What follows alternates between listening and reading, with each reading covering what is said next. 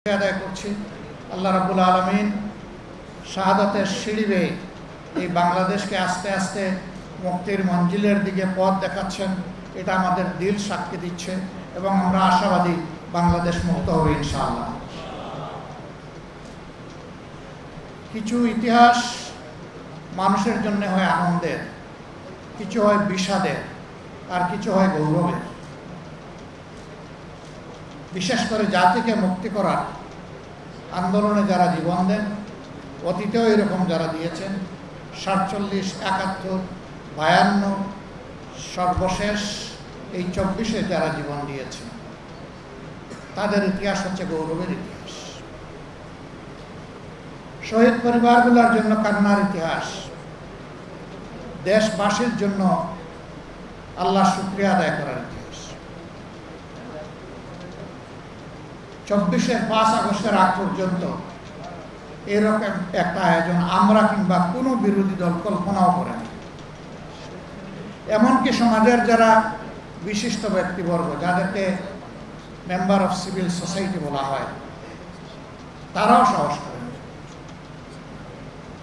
ফ্যাসিবাদী সরকারের হাতে সত্যিকার অর্থে মুক্তিকামী সমস্ত মানুষই ছিলেন মজলুম, একা জামাত ইসলামী নয়। এদেশের আপামর ওলামায়ে কেরাম, বিভিন্ন রাজনৈতিক দলের সম্মানিত নেতাকর্মীবৃন্দ, সমর্থকবৃন্দ, এমনকি সাধারণ জনগণ।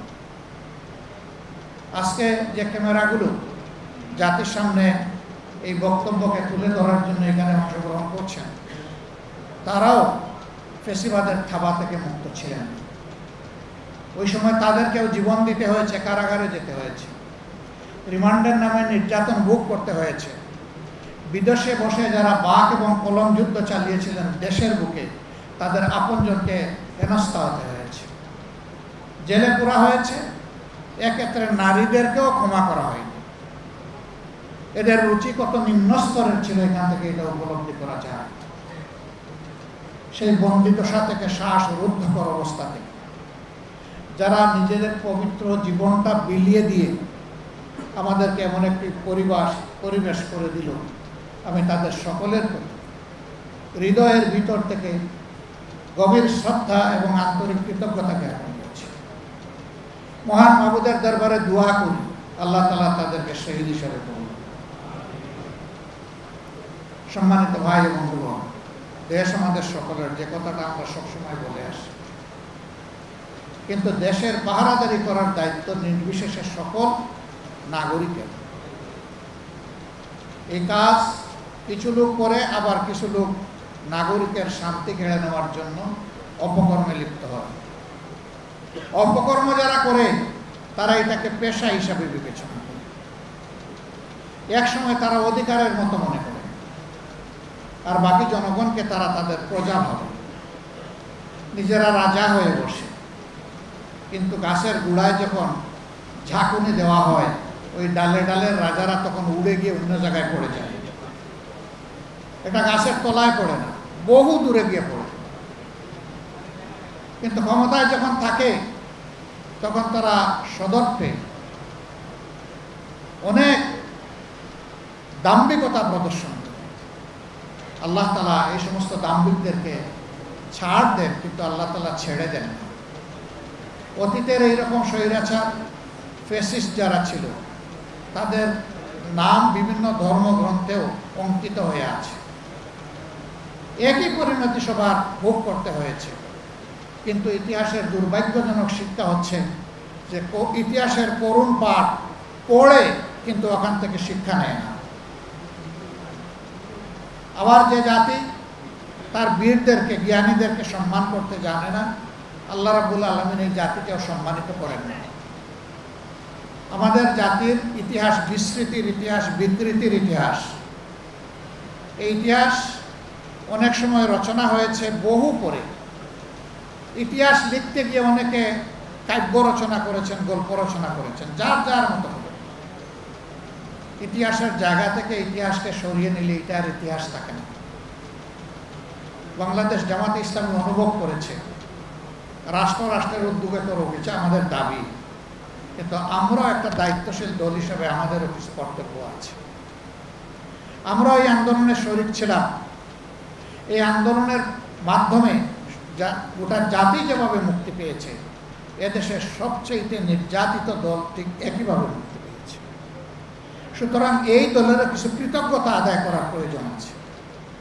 আমরা শহীদ পরিবারগুলোর কাছে গিয়েছি নিজেদেরকে প্রশান্তি দিতে, তাদের প্রতি সম্মান জানাতে, অথবা স্মারক রচনা পরিপূর্ণ করে উঠতে পারিনি, এ প্রক্রিয়া চলমান। কিন্তু আমরা চিন্তা করলাম যে এখন বিভিন্ন দিক থেকে শহীদ পরিবার, আহত পঙ্গু সহযোদ্ধারা তারা বিভিন্নভাবে এখন হতাশাগ্রস্ত হতে যাচ্ছেন। এই সময় জাতির পক্ষ থেকে একটি দায়িত্বশীল ভূমিকা নিয়ে তাদের সামনে অন্তত কিছু জিনিস নিয়ে আসা দরকার। এই জন্য অসমাপ্ত রেখেই আমরা প্রাথমিক পর্বটা আপনাদের সামনে নিয়ে আসার চেষ্টা করেছি। এই কাজে দিন রাত খেটেছেন আমার যে সমস্ত তরুণ বন্ধুরা, সংগঠন তাদের কাছে ঋণী কৃতজ্ঞ। আমি আল্লাহর দরবারে দোয়া করি আল্লাহ যেন উত্তম প্রতিদান তাদেরকে দুনিয়া এবং আখিরাতে দান করেন, এবং জাতির জন্য এই ধরনের কল্যাণকর কাজে আল্লাহ যেন তাদেরকে আরো বেশি করে সামর্থ্য দান করেন। তাদের কাজ শেষ হয়নি, এটা একটা যুদ্ধ, তাদের এই যুদ্ধ অব্যাহত থাকবে আমি আশা করব ইনশাআল্লাহ। এই কাজ করতে গিয়ে মানুষকে ভুলের ঊর্ধ্বে নয়, আমাদের কোনো ধরনের ডকুমেন্টেশন, তথ্য সংগ্রহে এবং এইখানে লিপিবদ্ধ করতে গিয়ে কিছু ভুল ত্রুটি হবে, এইটাই স্বাভাবিক। দুটা নাম আমরা ভুল ক্রমে দুইবার চলে এসেছি, আমরা এই সবগুলোর জন্য ক্ষমা প্রার্থী। আমরা সচেতন পাঠক মহল এবং শহীদ পরিবারের সম্মানিত সদস্যবৃন্দের কাছে বিনয়ী অনুরোধ জানাবো, যাদের নামটা এখন পর্যন্ত আসেনি তারা আমাদেরকে তথ্য দিয়ে সহযোগিতা করবেন। যে তথ্যগুলো লিপিবদ্ধ হয়েছে এখানে নিশ্চয়ই ত্রুটি আছে, ত্রুটিগুলো আমাদেরকে আপন হাতে ধরিয়ে দেবেন। আমরা ইনশাআল্লাহ অনলাইনের মাধ্যমে এই ইতিহাসকে গোটা বিশ্ববাসীর কাছে পেশ করব এবং মেজর সবগুলা ল্যাঙ্গুয়েজেই পেশ করার চেষ্টা করব, শুধু বাংলা নয়,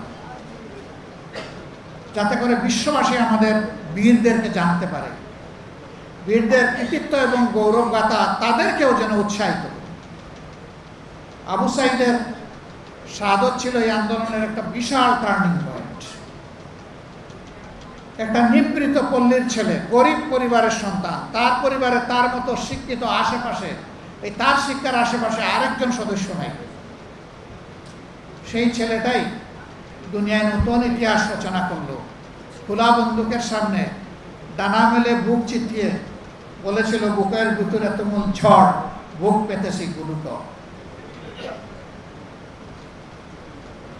সে জেনে শুনেই শহীদ হওয়ার জন্য ডানা মেলেছিল এবং তার পথ ধরে বাকি শহীদেরা বলেছে, আবু সাইদ আমাদের ভাই, যে শাহাদতের সিঁড়িতে সে পা রেখেছে, আমরাও জাতির জন্য সেই শাহাদতের পিঁড়িতে পা রাখতে চাই। সেটাই হয়েছে। উত্তরার একটা ঘটনা আমি কোনোভাবে বলতে পারি না। 7-8 বছরের একটা শিশু হাতের মধ্যে ইটের টুকরো নিয়ে নেমেছে, তেড়ে যাচ্ছে পুলিশের দিকে। যুবকরা তাকে হাতে ধরে থামানোর চেষ্টা করতে, সেই তুমি কোথায় যাও? বলে, আমি আন্দোলনে নেমেছি, আমি প্রতিরোধ করতে চাই, প্রতিঘাত করতে চাই। কেন এসেছো? আন্দোলন করতে এসেছি। কি জন্য তোমার আন্দোলন? ওরা আমার ভাইকে খুন করেছে। কে তোমার ভাই? আবু সাইদ আমার ভাই। তোমার বাড়ি রংপুর? না, আমার বাড়ি ঢাকা। তাহলে আবু সাইদ তোমার ভাই হয় কিভাবে? যে জাতির জন্য জীবন দিয়েছে সে আমার ভাই হবে না তো ভাই হবে? তারা বলেছে, বাবা তোমার আন্দোলন হয়ে গেছে, তুমি যাও, আমরা আছি। ঝাঁকি মেরে ছেলেটা বলল, ছাড়েন আমার হাত, আপনার আন্দোলন আপনি করেন, আমার আন্দোলন আমাকে করতে দেন। আবার এই যুবক বন্ধুরা বলেছে, যদি গুলি এসে অফুড় করে দেয়, কয়ে যে আমি শহীদ হয়ে যাব, তোমার মা বাবা কাঁদবে না? বলে, না, কাঁদবে না। আজকে ঘর থেকে বের হওয়ার সময় বলেছি যে আমি যদি শহীদ হয়ে যাই তোমরা আমার জন্য কেঁদো না। এই ছোট্ট শিশুর মনে এই কথাগুলো কে জাগাই দিল? এটা তো শুধু আমি দেখি নাই, কোটি কোটি মানুষ এটা দেখেছে টেলিভিশনের পর্দায়। সামাজিক মিডিয়ায় এগুলা চলে এসেছে। সম্মানিত বন্ধুগণ, এটা প্রমাণ করে জাতি কতটা নির্যাতিত ছিল, মজলুম ছিল। সেই মজলুম জাতিকে যারা পথ দেখিয়ে গেল, তাদের প্রতি গভীর শ্রদ্ধা রেখে রাজনৈতিক দল এবং সকল অংশীজনের কাছে আমি কয়েকটা বিনীত অনুরোধ রাখতে চাই। তারা একটা বৈষম্যহীন বাংলাদেশ চেয়েছিল, একটা মানবিক সুন্দর বাংলাদেশ চেয়েছিল, দুর্নীতির দুঃশাসন মুক্ত বাংলাদেশ চেয়েছিল। তারা চলে গেছে, আমানত আমাদের ঘাড়ে। তাদের রক্তের দিকে একটু তাকা, তরতাজা সেই শিশু, কিশোর, যুবক, নারী পুরুষের দিকে তাকা, যারা জীবন দিয়েছে তাদের দিকে তাকাইয়া বিপ্লবের সাথে অসঙ্গতিপূর্ণ এমন কোনো অপকর্ম মেহেরবানি কেউ করবেন না। যদি করেন, শহীদদের আত্মা কষ্ট পাবে, তাদের রক্তের অপমান করা হবে। আর জীবিত শহীদ যারা পঙ্গু হয়ে আছে, তারা ভীষণ কষ্ট পাবে, তারা অভিশাপ দেবে, সারা মজলুম দেশবাসী অভিশাপ দেবে। সুতরাং সকল অংশীজনের কাছে আমি বিনীতভাবে অনুরোধ জানাবো, এমন কোনো কাজে আমরা জড়াবো না যে কাজ করলে সকলের অভিশাপ আমাদের উপরে পড়ে। আমার দ্বিতীয় অনুরোধ, যে কাজটা জামাতে ইসলামী হাত দিয়েছে, এটা জামাতে ইসলামের একার সম্পত্তি নয়, এটা জাতীয় সম্পত্তি। এটা একার দায়িত্ব নয়, সকলের দায়িত্ব, সরকারেরও দায়িত্ব, আরও যারা অংশীজন আছেন তাদেরও দায়িত্ব। আমরা এই কাজের কোনো ক্রেডিট আল্লাহর কসম নিতে চাই না, আমরা শুধু একটা নৈতিক দায়িত্ব পালনের চেষ্টা করেছি।